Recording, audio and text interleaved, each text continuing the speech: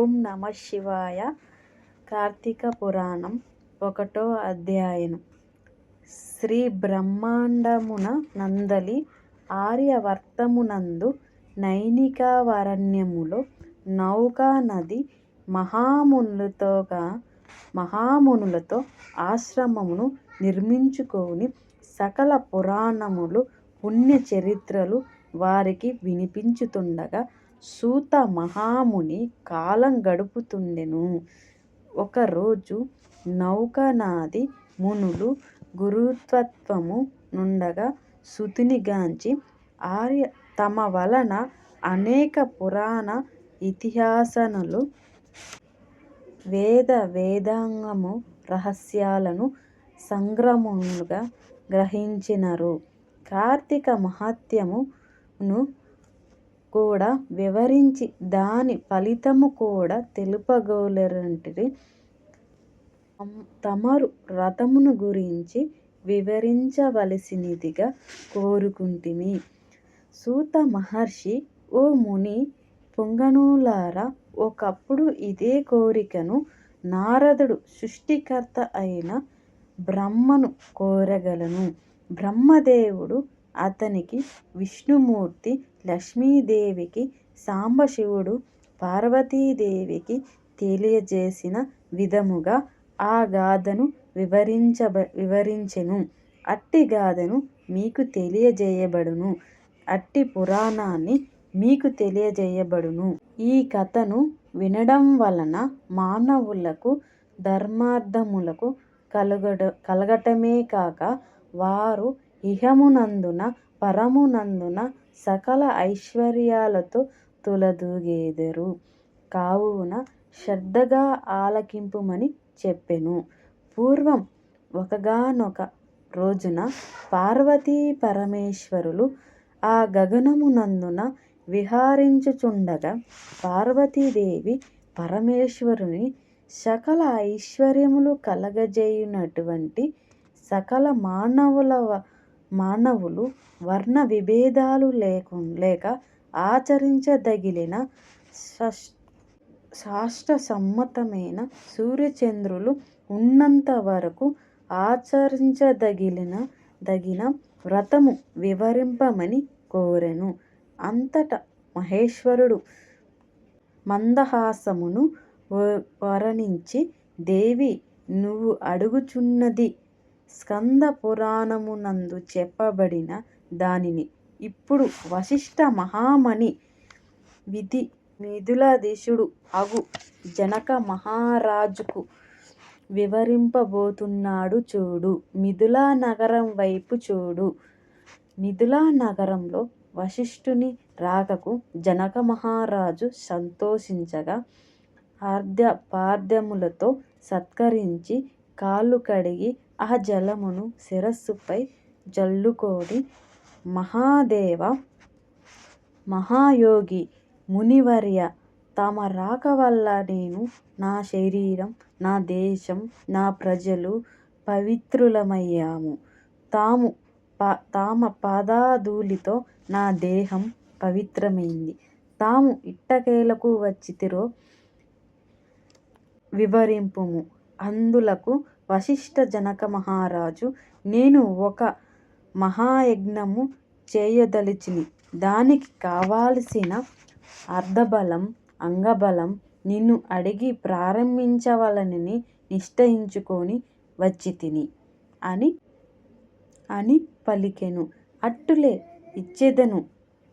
ఇచ్చెదను, స్వీకరింపుడు. కాని చిరకాలం నుండి నాకు ఒక సందేహం ఉంది. మీలాంటి దైవజ్ఞులను అడిగి సందేహమును తీర్చుకోదలచితిని.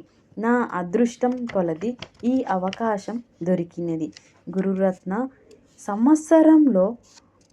సంవత్సరంలో కార్తీక మాసం ఎంతో పవిత్రమైనది. ఈ కార్తీక మాసం గొప్పతనం ఏమి అను సందేహం నాకు చాలా కాలం నుండి ఉంది. తాము కార్తీక మాసం గురించి వివరించమని అడిగెను. వశిష్ఠ మహాముని చిరునవ్వు నవ్వి, రాజు, తప్పక నీ సందేహం తీర్చగలను. నేను చెప్పబోయే వ్రతకథ మానవులు ఆచరించదగినది, సకల పాపహరమైనది. ఈ మాసంలో హరహర స్వరూపాలు ఈ మానవులందు ఆచరించ వ్రతము యొక్క ఫలము ఎంత అని చెప్పదగినవి కాదు. వినుటకు కూడా ఆనందకరమైనది. విన్ననంతన మానవులు ఎటువంటి నరబాధలు లేవు. ఇహమునందున పరమునందున సౌఖ్యములు పొందగలరు.